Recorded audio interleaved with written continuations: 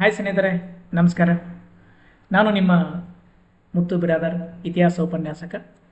ಸ್ನೇಹಿತರೆ, ಇವತ್ತು ನಮ್ಮ ಅಪ್ಪು ಕಾಂಪಿಟೇಟಿವ್ ವರ್ಲ್ಡ್ ಯೂಟ್ಯೂಬ್ ಚಾನಲಿಂದ ನಿಮಗೋಸ್ಕರ ಈ ವಿಲೇಜ್ ಅಕೌಂಟೆಂಟ್ ವಿದ್ಯಾರ್ಥಿಗಳಿಗಾಗಿ ಮತ್ತು ಈ ಪಿ ಡಿ ಒ ಮತ್ತು ವಿಲೇಜ್ ಅಕೌಂಟೆಂಟು ಮತ್ತು ಈ ಪಿ ಡಿ ಒ ಒಂದು ದೃಷ್ಟಿಯನ್ನು ಇಟ್ಟುಕೊಂಡು ಸ್ವಲ್ಪ ಕರ್ನಾಟಕದ ಇತಿಹಾಸದ ಕ್ವಶನ್ಗಳನ್ನು ಇತ್ತೀಚೆಗೆ ಅಲ್ಲಿ ಕೇಳ್ತಾ ಹೋಗ್ತಾನೆ.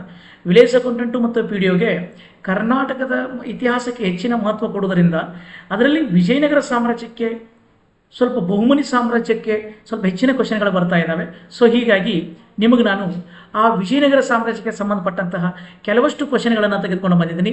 ಅದನ್ನು 360 ಆ್ಯಂಗಲಲ್ಲಿ ಆ ವಿಜಯನಗರ ಸಾಮ್ರಾಜ್ಯದ ಮತ್ತು ಬಹುಮನಿ ಸುಲ್ತಾನರ ಕ್ವಶನ್ಗಳನ್ನು ನೋಡ್ತಾ ಹೋಗೋನು.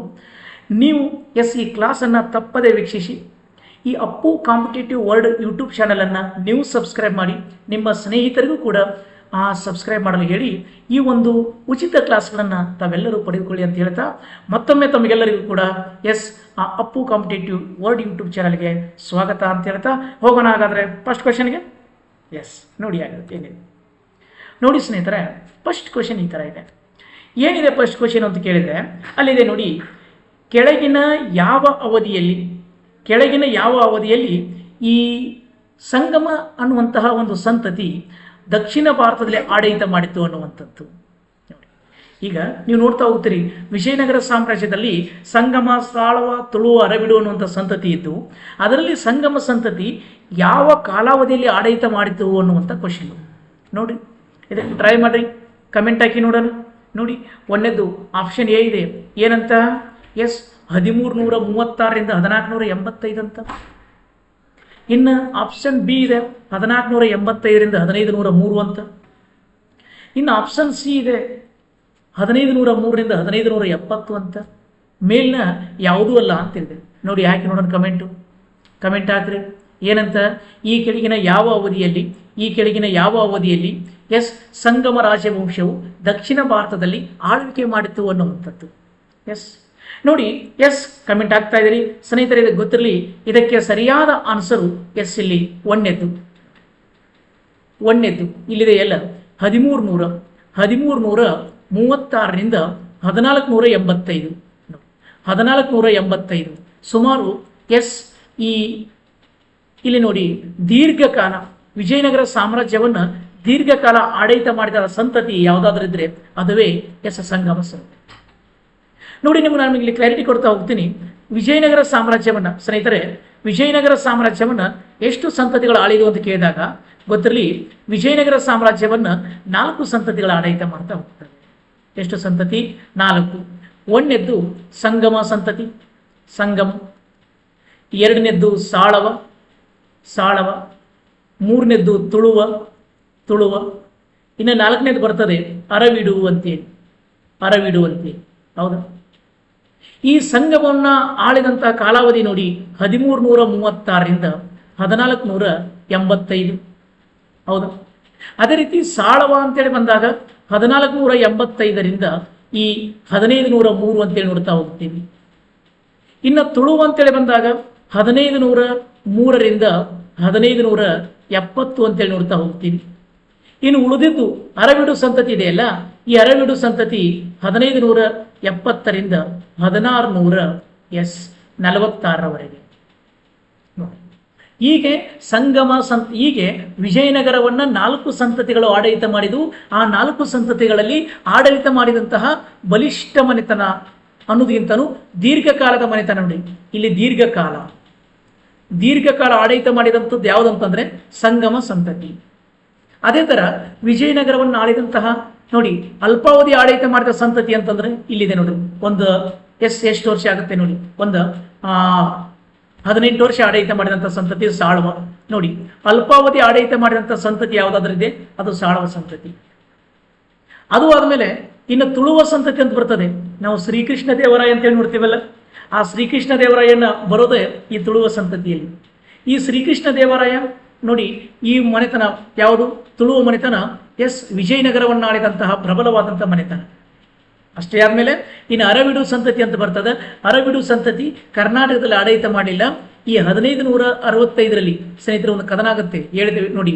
1565ರಲ್ಲಿ ತಾಳಿಕೋಟಿ ಕದನ ಆಗುತ್ತೆ ನೋಡಿ. ತಾಳಿಕೋಟಿ ಕದನ ಈ ತಾಳಿಕೋಟಿ ಕದನಕ್ಕೆ ರಕ್ಕಸ ತಂಗಡಿಗೆ ಕದನ ಅಂತೀವಿ, ಬನ್ನಿಹಟ್ಟಿ ಕದನ ಅಂತ ಕರಿತೀವಿ. ಈ ತಾಳಿಕೋಟಿ ಕದನದ ನಂತರ ತುಳುವ ಸಂತತಿ ಅವನತಿ ಹೊಂದಿತ್ತು. ಅವಾಗ ಈ ಅರವಡಿ ಸಂತತಿ ಏನ್ ಮಾಡಿತು, ಆಂಧ್ರ ಪ್ರದೇಶದಲ್ಲಿ ಹೋಗಿ ಅರವಿಡು ಸಂತತಿ ಸ್ಥಾಪನೆ ಆಯಿತು. ಇದು ಒಂದು ರೀತಿ ದುರ್ಬಲ ಸಂತತಿ, ಇದು ಒಂದು ದುರ್ಬಲ ಸಂತತಿ. ನೋಡಿ, ಇವು ನಿಮ್ಗೆ ಕ್ಲಾರಿಟಿ ಸಿಕ್ಕಿರ್ತದೆ. ಈ ಸಂಗಮ ರಾಜವಂಶವು ನೋಡಿ ಯಾವುದು, ಈ ಸಂಗಮ ರಾಜವಂಶವು ಆಡಳಿತ ಮಾಡಿದಂತಹ ಕಾಲಾವಧಿಯನ್ನು ನಾವು ನೋಡ್ತಾ ಹೋದಿವಿ. ಅದೇ ಎಷ್ಟು ಅಂತಂದ್ರೆ ಇಲ್ಲಿದೆಯಲ್ಲ, ಎಸ್, ಒಂದನೇದು ಆಪ್ಷನ್ಸು. ಅದಕ್ಕೆ ಸರಿಯಾದ ಆನ್ಸರ್ ನಾವು ನೋಡ್ತಾ ಹೋದ್ವಿ, ಅದುವೇ ಎಸ್ ಇಲ್ಲಿದೆ ನೋಡಿ, ಎ ಈಸ್ ರೈಟ್ ಆನ್ಸರ್. ಆದ್ರೆ ಎರಡನೇದಿದೆ ಅಲ್ಲ, 1485ರಿಂದ 1503, ನಿಮ್ಗೆ ಗೊತ್ತಾಯ್ತು ಇದು ಸಾಳುವ ಸಂತತಿ ಇದು ಅಂತೇಳಿ ಅಲ್ವಾ. ಹಾಗಾದ್ರೆ ಕೆಳಗಡೆ ಇದೆ ನೋಡಿ 1503ರಿಂದ 1570, ಇದು ಏನಿದೆ ಅಲ್ಲ ನಿಮ್ಗೆ ಗೊತ್ತಾಯ್ತು ತುಳುವ ಸಂತತಿಯ ಕಾಲಾವಧಿ. ಹೀಗೆ ಒಂದು ಮನೆತನವನ್ನು ಸಂಪೂರ್ಣವಾಗಿ ನೋಡ್ತಾ ಬರ್ತೀವಿ. ಇದು ಜಸ್ಟ್ ಕಾಲಾವಧಿ, ಅದರಲ್ಲಿ ಪ್ರಬಲ ಯಾವುದು, ದೀರ್ಘ ಯಾವುದು ಅಂತ ನೋಡ್ತಾ ಬಂದ್ವಿ, ಹೌದಲ್ವಾ. ಹಾಗಾದ್ರೆ ಈಗ ನೆಕ್ಸ್ಟ್ ಕ್ವಶನ್ಗೆ ಹೋಗೋಣ. ಇದ್ರ ಬಗ್ಗೆ ನಾವು ಮತ್ತೆ 3 ಕ್ವಶನ್ಗಳಲ್ಲಿ ಚರ್ಚೆ ಮಾಡ್ತಾ ಬರ್ತೀನಿ. ಈಗ ನೆಕ್ಸ್ಟ್ ಕ್ವಶನ್ ನೋಡೋಣ. ನೆಕ್ಸ್ಟ್ ಕ್ವಶನ್, ಈಗ ಈ ಕೆಳಗಿನವುಗಳಲ್ಲಿ ಯಾವುದು ಪಿಂಗಳ್ಳಿ ಅಥವಾ ಪಿಂಗಾಲಿ ಸೂರನ್ನವರ ನೋಡಿ, ಪಿಂಗಾಲಿ ಸೂರನ್ನವರ ಕೃತಿಯಾಗಿದೆ, ಅಥವಾ ಈ ಕೆಳಗಿನ ಯಾವ ಕೃತಿ ಪಿಂಗಳ್ಳಿ ಸೂರನ್ನವರು ಬರೆದಾರೆ ಅಂತಿದೆ ನೋಡಿ. ಅದಕ್ಕೆ ಒಂದನೇ ಆಪ್ಷನ್ ಹೇಳ್ತಾನೆ ಗರುಡ ಪುರಾಣಂ, ಎರಡನೇದು ಹೇಳ್ತಾರೆ ಪ್ರಭಾವತಿ ಪ್ರದ್ಯುಮ್ನಮಂ. ನೋಡಿ ಅದು ಹೆಂಗದು ಓದಾಕಾಗೋದು, ಆ ರೇಂಜ್ ಕ್ವಶನ್ ಬರ್ತದೆ ಇಂಥ ಕ್ವಶನ್ಗಳು. ಮೂರನೇದು ಹೇಳ್ತಾನೆ ರಾಘವ ಪಾಂಡವಿಯಂ. ಇನ್ನು ನಾಲ್ಕನೇದು ಹೇಳ್ತಾನೆ ಕಲಾ ಪೂರ್ಣೋದಯಂ. ಇಲ್ಲಿ ಈ ಕೃತಿಗಳ ನೋಡಿ, ಇವುಗಳಲ್ಲಿ ಯಾವ್ದು ಬರ್ದಾನಂತ ಮಾನ್ಯ KS ಇದೇ ತರ ಇತ್ತು ಕ್ವಶನ್. ಈಗ ಮುಂದಿನ ದಿನಮಾನಗಳಲ್ಲಿ ಹಿಂಗ ಬರ್ತಾನ ಒಂದು ಕ್ವಶನ್, ಅದಕ್ಕೆ ಎಲ್ಲವೂ ಓದಿ ಬಿಡ್ಬೇಕ್ರಿ. ಇದರ ನೋಡು ಕೇವಲ 1 ಮತ್ತು 2 ಸರಿ ನೋಡಿ. ಎ ಆಪ್ಷನ್ ಹೇಳ್ತಾನ ಕೇವಲ 1 ಮಾತ್ರ 2 ಸರಿ. ಇನ್ನು ಎರಡನೇದು ಹೇಳ್ತಾನೆ ಕೇವಲ 2 ಮಾತ್ರ 3 ಮಾತ್ರ ಸರಿ. ಈಗ ಇಲ್ಲಿ ಹೇಳ್ತಾನೆ 2, 3, 4 ಮಾತ್ರ ಸರಿ. ಈಗ ಡಿ ಹೇಳ್ತಾನೆ 1, 2, 3, 4 ಸರಿ ಅಂತ ಹೇಳ್ತಾನೆ. ಇಲ್ಲಿ ಇದಕ್ಕೆ ಸರಿಯಾದ ಆನ್ಸರ್ ಸ್ನೇಹಿತರೆ 1, 2, 3, 4 ಸರಿ. ನೋಡಿ ಇಂಥ ಕ್ವಶನ್ಗಳನ್ನು ನೋಡುವುದು. ಇವು ನೋಡಿ ಯಾರು ಬರೆದಿದ್ದು, ಪಿಂಗಳ್ಳಿ ಸೂರಣ್ಣ ಬರೆದಿದ್ದಂತು. ಪಿಂಗಳ್ಳಿ ಸೂರಣ್ಣ ಯಾರಿಗೆ ಸರ್ ಪಿಂಗಳ್ಳಿ ಸೂರಣ್ಣ ಅಂತಂದ್ರೆ, ಈ ವಿಜಯನಗರ ಸಾಮ್ರಾಜ್ಯದಲ್ಲಿ ಒಬ್ಬ ರಾಜ ಇದ್ದ, ಬಲಿಷ್ಠ ರಾಜ, ಪ್ರಬಲ ರಾಜ. ಅವನೇ ಕೃಷ್ಣದೇವರಾಯ. ಯಾರು? ಕೃಷ್ಣದೇವರಾಯ ಇದ್ದ. ಈ ಕೃಷ್ಣದೇವರಾಯ ಏನಿದ್ನಲ್ಲಪಿ, ಈ ಕೃಷ್ಣದೇವರಾಯ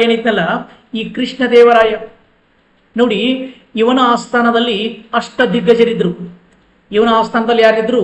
ಅಷ್ಟ ದಿಗ್ಗಜರು ಅನ್ನುವಂಥ ಒಂದು ಮಂತ್ರಿಮಂಡಲವಿತ್ತು. ಅಷ್ಟ ದಿಗ್ಗಜರು ಅನ್ನುವಂಥ ಒಂದು ಮಂತ್ರಿಮಂಡಲ. ಆ ಅಷ್ಟ ದಿಗ್ಗಜರಲ್ಲಿ ಒಬ್ಬ ದಿಗ್ಗಜ ಅವರೇ ಪಿಂಗಳ್ಳಿ ಸೂರಣ್ಣ. ಪಿಂಗಳ್ಳಿ ಸೂರಣ್ಣ, ಅಲ್ಲಸಾನಿ ಪೆದ್ದಣ್ಣ, ತೆನಾಲಿ ರಾಮಕೃಷ್ಣ, ದೂರ್ಜಟಿ, ಮಾದಯ್ಯಗಾರಿ ಮಲ್ಲಣ್ಣ ಅವ್ರು ಬರ್ತಾರ. ಅದರಲ್ಲಿ ನೋಡಿ ಪಿಂಗಳ್ಳಿ ಸೂರಣ್ಣ ಈ 4 ಕೃತಿಗಳನ್ನು ಬರೆದಿದ್ದಾನೆ.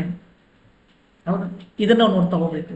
ಇದು ಬಿಟ್ಟರೆ ಹೆಂಗೆ ನೋಡ್ಬೇಕು, ಅಷ್ಟ ದಿಗ್ಗಜರು ಎಸ್ ಶ್ರೀಕೃಷ್ಣ ದೇವರಾಯನ ಆಸ್ಥಾನದಲ್ಲಿ. ಆದರೆ ಅಷ್ಟ ಪ್ರಧಾನರು ಯಾರ ಆಸ್ಥಾನದಲ್ಲಿ ಹೇಳಿ ನೋಡೋಣ, ಕಮೆಂಟ್ ಹಾಕ್ರಿ.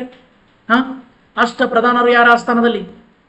ಅಷ್ಟ ಪ್ರಧಾನರು ಯಾರ ಆಸ್ಥಾನದಲ್ಲಿ ಹೇಳಿ ನೋಡೋಣ, ಕಮೆಂಟ್ ಹಾಕ್ರಿ. ಬರ್ಲಿ ಕಮೆಂಟು. ಅಷ್ಟ ಪ್ರಧಾನ ಗೊತ್ತಿರಲಿ. ಎಸ್ ಮರಾಠರು, ಛತ್ರಪತಿ ಶಿವಾಜಿ ಮಹಾರಾಜರು. ಛತ್ರಪತಿ ಶಿವಾಜಿ ಮಹಾರಾಜರ ಆಸ್ಥಾನದಲ್ಲಿ ಅಷ್ಟ ಪ್ರಧಾನರಿದ್ರು, ಹೌದಾ. ಹಾಗಾದ್ರೆ ಪಂಚಪ್ರಧಾನರು ನೋಡ್ರಿ. ಹಾಗಾದ್ರೆ ಪಂಚಪ್ರಧಾನರು ಎಸ್ ಪಂಚಪ್ರಧಾನರು ಯಾರ ಆಸ್ಥಾನದಲ್ಲಿ? ಕಮೆಂಟ್ ಹಾಕಿ ನೋಡೋನು. ಪಂಚಪ್ರಧಾನರು ಯಾರ ಆಸ್ಥಾನದಲ್ಲಿ ಹೇಳಿ ನೋಡೋನು. ಇವೆಲ್ಲ ಎಕ್ಸಾಮಿಗೆ ಬಂದಾವ. ಪಂಚಪ್ರಧಾನರು ಹೊಯ್ಸಳರ ಆಸ್ಥಾನದಲ್ಲಿ. ಹೊಯ್ಸಳರು ನೆನಪಿರಲಿ, ಸ್ವಲ್ಪ ವಿಲೇಜ್ ಅಕೌಂಟೆಂಟು ಮತ್ತು PDO ಹುಡುಗರು ಸ್ವಲ್ಪ ಜಾಸ್ತಿ ನೋಡ್ಬೇಕು ನೀವು. ಇದನ್ನ ಜಾಸ್ತಿ ಕ್ವಶನ್ ಕೇಳ್ತಾನ, ಸ್ವಲ್ಪ ಡೀಪ್ ಆಗಿ ಹೋದ್ರು ಪರವಾಗಿಲ್ಲ. ಕರ್ನಾಟಕ ಹಿಸ್ಟ್ರಿ. ಪಂಚಪ್ರಧಾನರಿರುವುದು ಹೊಯ್ಸಳರ ಆಸ್ಥಾನದಲ್ಲಿ, ಅಷ್ಟ ಪ್ರಧಾನರಿರುವುದು ಶಿವಾಜಿ ಆಸ್ಥಾನದಲ್ಲಿ. ವಿಜಯನಗರ ಸಾಮ್ರಾಜ್ಯದ ಶ್ರೀಕೃಷ್ಣ ದೇವರಾಯನ ಆಸ್ಥಾನದಲ್ಲಿರೋರು ಅಷ್ಟ ದಿಗ್ಗಜರು. ಅಷ್ಟೇ ಅಲ್ಲ, ಬಾದಾಮಿ ಚಾಲುಕ್ಯರ ಸೈನ್ಯವನ್ನ ಏನಂತಾರೆ ಹೇಳೋಣ. ಬಾದಾಮಿ ಚಾಲುಕ್ಯರ ಸೈನ್ಯವನ್ನ ಸ್ನೇಹಿತರಿಗೆ ಗೊತ್ತಾದ್ರೆ ನಿಮಗೆ ಕರ್ನಾಟ ಬಲ ಅಂತ ಕರೀತಾರೆ. ಕರ್ನಾಟ ಬಲ ಕ್ವಶನ್ ಕೇಳ್ಯಾನ, KSI ಬಂದದ, PSI ಬಂದದ. ಯಾರ ಸೈನ್ಯವನ್ನ ಕರ್ನಾಟ ಬಲ ಎನ್ನುತ್ತಾರೆ, ಅಥವಾ ಬಾದಾಮಿ ಚಾಲುಕ್ಯರ ಸೈನ್ಯವನ್ನ ಏನೇನುತ್ತಾರೆ? ಕರ್ನಾಟ ಬಲ ಅಂತಾರ. ವಿಲೇಜ್ ಅಕೌಂಟೆಂಟ್ ಫಿಕ್ಸ್ ಕ್ವಶನ್ ಇದು. ಬರಬಹುದು. ಮತ್ತು ಆಮೇಲೆ ಬರಲಿಲ್ಲ ಅಂದ್ರೆ ಯಾಕೆ ರೀ ಸರ ಬರಲಿಲ್ಲ ಅಂತ ಅನ್ಕೊಂಡ್ರಪ್ಪ, ಬರುವಂಥ ಮ್ಯಾಕ್ಸಿಮಮ್ ಚಾನ್ಸಸ್ಸು. ಹೌದ್ರಾ? ಅಷ್ಟೇ ಅಲ್ಲ ನೋಡಿ, ಇನ್ನು ಶ್ರೀಕೃಷ್ಣ ದೇವರಾಯನು ಕೂಡ ಕೆಲವಷ್ಟು ಕೃತಿ ಬರ್ದಾನ. ಆ ಶ್ರೀಕೃಷ್ಣ ದೇವರಾಯನ ಕೃತಿಗಳನ್ನು ಕೂಡ ಕೇಳ್ಬೋದು, ನಿಮಗೆ ಗೊತ್ತಿರಲಿ. ಶ್ರೀಕೃಷ್ಣ ದೇವರಾಯನ ಕೃತಿಗಳನ್ನು ಬರ್ದಾನ. ಯಾವ ಸರ್ ಶ್ರೀಕೃಷ್ಣ ದೇವರಾಯ ಬರೆದಂಥ ಕೃತಿ ನಿಮ್ಗೆ ಗೊತ್ತದ? Very very important. ಆಮುಕ್ತ ಮೌಲ್ಯ ಅಂತದ್ದು. ಯಾವ ಮೌಲ್ಯ? ಆಮುಕ್ತ ಮೌಲ್ಯ. ನೋಡಿ, ಆಮುಕ್ತ ಮೌಲ್ಯ ಇರುವುದು ತೆಲುಗು ಭಾಷೆಯಲ್ಲಿ. ಯಾವ ಭಾಷೆ? ತೆಲುಗು ಭಾಷೆಯಲ್ಲಿ. ಈ ಕ್ವಶನ್ ಕೇಳೋಣ. ಕೃಷ್ಣದೇವರಾಯ ರಚಿಸಿದ ಕೃತಿ ಆಮುಕ್ತ ಮೌಲ್ಯ ಯಾವ ಭಾಷೆಯಲ್ಲಿದೆ? ತೆಲುಗು ಭಾಷೆಯಲ್ಲಿದೆ. ಹೌದಾ? ಅಷ್ಟೇ ಅಲ್ಲ, ಜಾಂಬವತಿ ಕಲ್ಯಾಣ ಅಂತ ಬರ್ದಾನ. ಜಾಂಬವತಿ ಕಲ್ಯಾಣ. ಈ ಜಾಂಬವತಿ ಕಲ್ಯಾಣ ಅನ್ನುವಂಥದ್ದು ಯಾವ ಭಾಷೆಯಲ್ಲಿದೆ? ಕೃಷ್ಣದೇವರಾಯ ರಚಿಸಿದಾನೆ. ಇದು ಸಂಸ್ಕೃತ ಭಾಷೆಯಲ್ಲಿದೆ. ನೋಡಿ, ಯಾವ ಭಾಷೆ? ಸಂಸ್ಕೃತ ಭಾಷೆಯಲ್ಲಿದೆ. ಹೆಂಗೆ ನೋಡ್ಕೊತ ಬರ್ಬೋದು? ಹಾಂ, ಹೆಂಗಿನ್ನ ನೋಡಿದ್ರೆ ಭಾಳ ಅದ.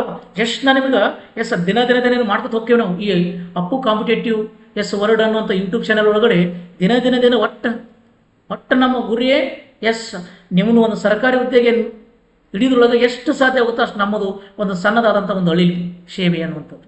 ಒಟ್ಟು ನೀವು ಕೇಳ್ತಾ ಹೋಗ್ರಿ. ಇವತ್ತು ಸ್ವಲ್ಪ ರಿಪೀಟ್ ಆಗೋದು. ಇನ್ನೆಲ್ಲ ಓದಿರಿ ನೀವು ಎಲ್ಲ. ಈಗ ಒಟ್ಟು ಓದಿ ಮತ್ತೆ ರೆಡಿಯಾಗಿ ಕುಂತೀರಿ, ಯಾವಾಗ ವಿಲೇಜ್ ಅಕೌಂಟೆಂಟ್ ಬರ್ತದೆ ಅಂತೇಳಿ. ಬಟ್ ಅದನ್ನು ಸ್ವಲ್ಪ ನೋಡುವಂಥದ್ದು. ಸರಿನಾ? ಹಾಗಾದರೆ ನೆಕ್ಸ್ಟ್ ಕ್ವಶನ್ಗೆ ಹೋಗೋಣ. ಇಲ್ಲೈತೆ ನೋಡಿ, ಈ ಕೆಳಗಿನ ಎಷ್ಟು ಚಂದ ಐತೆ ನೋಡ್ರಿ.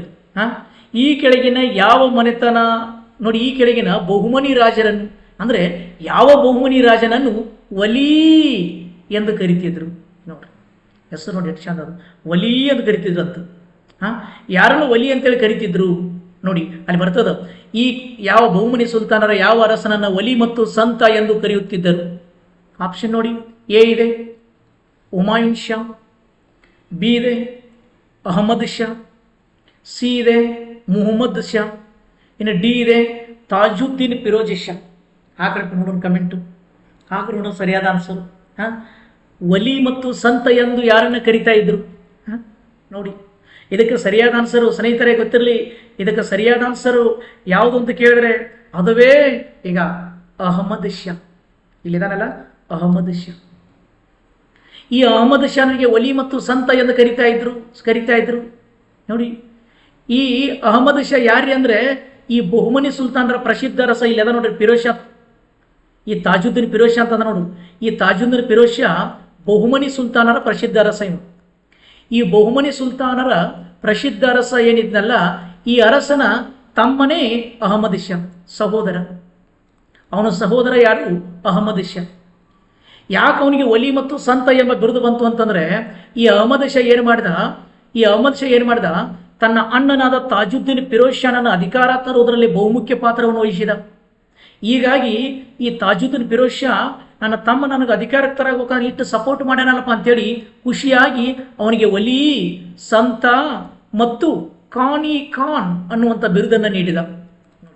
ಖಾನ್ ಅನ್ನುವಂಥ ಬಿರುದನ್ನು ನೀಡಿದ.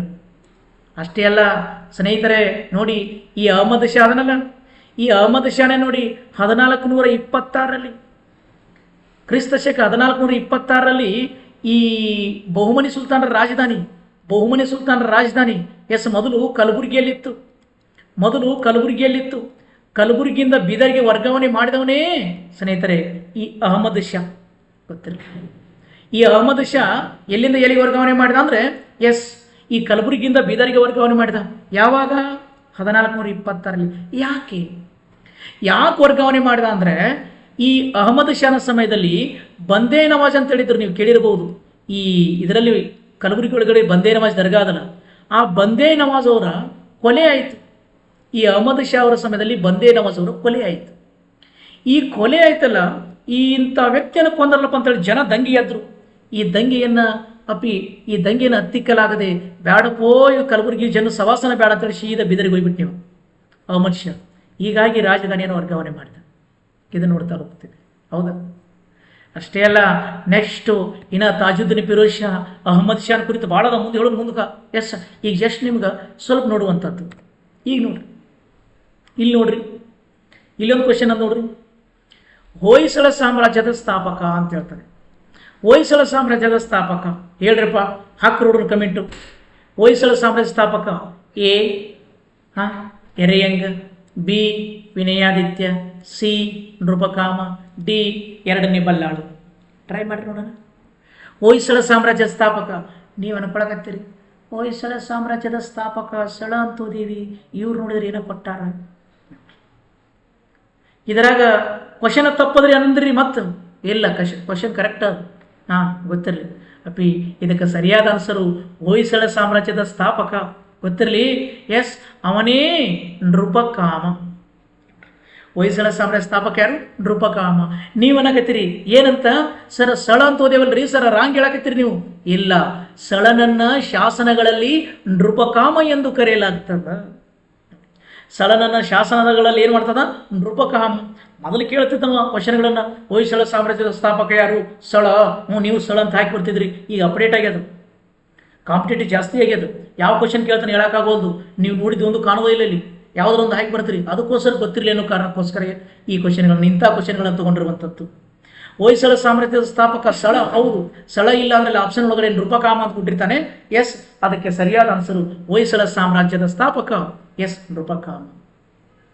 ಹಾಗಾದ್ರೆ ಕೆಳಗಡೆ ಇದನಲ್ಲ ಎರಡನೇ ಬಲ್ಲಾಳ, ಇವನು ಯಾರು? ಎರಡನೇ ಬಲ್ಲಾಳ ಅಂದ್ರೆ ಹೊಯ್ಸಳ ಸಾಮ್ರಾಜ್ಯದ ಮೊದಲ ಸ್ವತಂತ್ರ ದೊರೆ. ನೋಡಿ, ಹೊಯ್ಸಳ ಸಾಮ್ರಾಜ್ಯದ ಮೊದಲ ಸ್ವತಂತ್ರ ದೊರೆ ಅವನು. ಅದೇಂಗ್ರಿ ಸರ್ ಹೊಯ್ಸಳ ಸಾಮ್ರಾಜ್ಯ ಮೊದಲ ಸ್ವತಂತ್ರ ದೊರೆ ಹೆಂಗಂತ ಕೇಳಿದ್ರೆ, ಕಲ್ಯಾಣಿ ಚಾಲುಕ್ಯರ ಕೊನೆಯ ಅರಸ ಇದ್ದ. ಕಲ್ಯಾಣಿ ಚಾಲುಕ್ಯರ ಕೊನೆಯ ಅರಸ ಇದ್ದ 4ನೇ ಸೋಮೇಶ್ವರ. ಈ 4ನೇ ಸೋಮೇಶ್ವರ ಕೆಟ್ಟ ದುರ್ಬಲ ಅರಸ. ಬರೇ ಎಣ್ಣೆ ಹೊಡಿದು ಮಲಗುದು. ಅದಕ್ಕೆ ಬಲ್ಲಾಳನಿಗೆ ಸಿಟ್ಟು ಬಂದು, ನೀ ಮಲ್ಕೊಂಬಿಡು ನೀ ಅಂತೇಳಿ ಅವ್ನು ಮಲಗಿಸಿ, ಎಸ್, ಅವನಿಂದ ಕಲ್ಯಾಣಿ ಚಾಲುಕ್ಯ ಮನೆತನವನ್ನು ಕಸಗೊಂಡು, ಎಸ್, ಕಲ್ಯಾಣಿ ಚಾಲುಕ್ಯರಿಂದ ಸ್ವತಂತ್ರನಾಗಿ ಆಡಳಿತ ಮಾಡಕತ್ತ. ಅವನೇ ಎರಡನೇ ಬಲ್ಲಾಳ. ಗೊತ್ತಿರಲಿ. ಹೀಗಾಗಿ ಎರಡನೇ ಬಲ್ಲಾಳನಿಗೆ ಎಸ್, ಹೊಯ್ಸಳರ ಮೊದಲ ಸ್ವತಂತ್ರ ರಾಜ ಅಂತ ಕರಿತೀವಿ. ಅಷ್ಟೇ ಅಲ್ಲ, ಈ ಎರಡನೇ ಬಲ್ಲಾಳನಿಗೆ ಕರ್ನಾಟಕದ ಚಕ್ರವರ್ತಿ ಎಂಬ ಬಿರುದಿತ್ತು. ಯಾವ ಸ್ನೇಹಿತರೆ? ಕರ್ನಾಟಕದ ಚಕ್ರವರ್ತಿ. ಎಸ್, ಕರ್ನಾಟಕದ ಚಕ್ರವರ್ತಿ. ಅಷ್ಟೇ ಅಲ್ಲ, ಗೊತ್ತಿರಲಿ, ಗಂಡ ಬೇರುಂಡ ಎಂಬ ಬಿರುದನ್ನು ಪಡೆದಂತಹ, ನೋಡಿ, ಗಂಡ ಬೇರುಂಡ ಅನ್ನುವಂಥ ಬಿರುದನ್ನು ಪಡೆದಂತಹ ಹೊಯ್ಸಳರ ಅರಸ ಅಂದ್ರೆ ಎರಡನೇ ಬಲ್ಲಾಳ. ಎಂಥ ವ್ಯಕ್ತಿ ಗೊತ್ತ? ನಮ್ಮ ಎರಡನೇ ಬಲ್ಲಾಳ. ಅಪಿ ವಿಷ್ಣುವರ್ಧನ ಚೋಳರನ್ನ ಸಂಪೂರ್ಣವಾಗಿ ಸೋಲಿಸಿ ಮೂಲೆಗುಂಪೆ ಮಾಡಿದ್ದ. ಎರಡನೇ ಬಲ್ಲಾಳ ಮೂಲೆಗುಂಪೆ ಆಗಿರುವಂಥ ಚೋಳರನ್ನ, ನಮ್ಮ ವೈರಿಗಳು ಈ ರೇಂಜಿಗೆ ಮೂಲೆಗುಂಪಿಗೆ ಆಗಬಾರ್ದು, ಎದ್ದು ಹೇಳ್ರಿ ಅಂತೇಳಿ ವಾಪಸ್ ಚೋಳ ಸಾಮ್ರಾಜ್ಯವನ್ನು ಕಟ್ಟಲು ಸಹಾಯ ಮಾಡಿದ. ಹೀಗಾಗಿ ಎರಡನೇ ಬಲ್ಲಾಳನಿಗೆ ಚೋಳ ರಾಜ್ಯ ಪ್ರತಿಷ್ಠಾಪನಾಚಾರ್ಯ ಅಂತ ಕರೀತಾರೆ. ನೋಡಿ, ಚೋಳ ರಾಜ್ಯ ಪ್ರತಿಷ್ಠಾಪನಾಚಾರ್ಯ.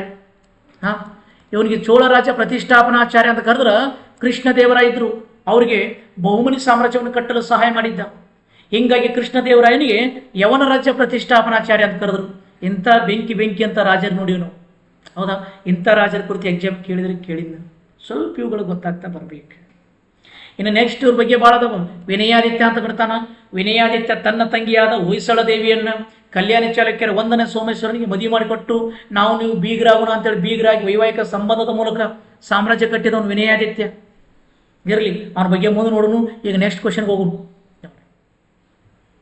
ಇಲ್ಲ ಐತಿ ನೋಡ್ರಿ ನೆಕ್ಸ್ಟ್ ಕ್ವಶನ್. ಅಂಕೋಲ ಕೇಳಿರಲಿ? ಅಂಕೋಲ ನೋಡ್ರಿ, ಕರ್ನಾಟಕದ ಉತ್ತರ ಕನ್ನಡದಲ್ಲಿ ಬರುವಂಥ ಅಂಕೋಲಕ್ಕೆ ತನ್ನದೇ ಆದಂತಹ ವಿಶೇಷ ಇತಿಹಾಸ ಇದೆ. ಈ ಅಂಕೋಲದಲ್ಲಿ ಉಪ್ಪಿನ ಸತ್ಯಾಗ್ರಹ ನಡೀತು. ಎಸ್, ಉಪ್ಪಿನ ಸತ್ಯಾಗ್ರಹ ನಡೀತು. ಈ ಉಪ್ಪಿನ ಸತ್ಯಾಗ್ರಹ ಚಳವಳಿ ನೋಡಿ 1930ರಲ್ಲಿ ನಡೀತು. ನಿಮ್ಗೆ ಗೊತ್ತದು. 45 ದಿನಗಳ ಕಾಲ ನಡೀತು. 45,000 ಜನ ಭಾಗಿಯಾಗಿದ್ರು. ಗೊತ್ತಿರಲಿ. ಅಂತಹ ಉಪ್ಪಿನ ಸತ್ಯಾಗ್ರಹ ಚಳವಳಿ ಆರಂಭವಾದ ದಿನಾಂಕ ಕೇಳ್ಯಾನ. ಸರ್ ಹೇಳ್ರಿ ಸರ್, ನಮ್ಗೆ ಅದು ಗೊತ್ತಿರ, ನೀವು ದಿನಾಂಕ ಕೇಳಾಕತ್ತೀರ? ಹೌದಪ್ಪಿ, ಮನೆ ನೀವು KS ಎಕ್ಸಾಮ್ ನೋಡಿದ್ರೆ ಇಲ್ಲೋ, ಅಲ್ಲಿ ಬರೇ ಇಂಥ ದಿನಾಂಕ ಕೇಳಿದ್ದ. ಅದಕ್ಕೆ ಆಧುನಿಕ ಭಾರತದ ದಿನಾಂಕಗಳು ನೆನಪಿಟ್ಕೋರಿ. ನೀವು ಜಾಸ್ತಿ ಕುಂದ್ರ ಪ್ಲೇಸಲ್ಲಿ ಬರೆದು ಹಚ್ಕೊಂಡ್ಬಿಟ್ರೆ ಹೋಗ್ರು, ನೋಡಿದ ತಕ್ಷಣ ನೆನಪಾಗ್ರಿ, ದಿವ್ಸಕ್ಕೆ ಒಂದೊಂದು ನೆನಪಿಟ್ಕೊಳ್ಳಿ. ಸೊ ಈ ಕ್ವಶನ್ ಕೇಳ್ತಾನೆ.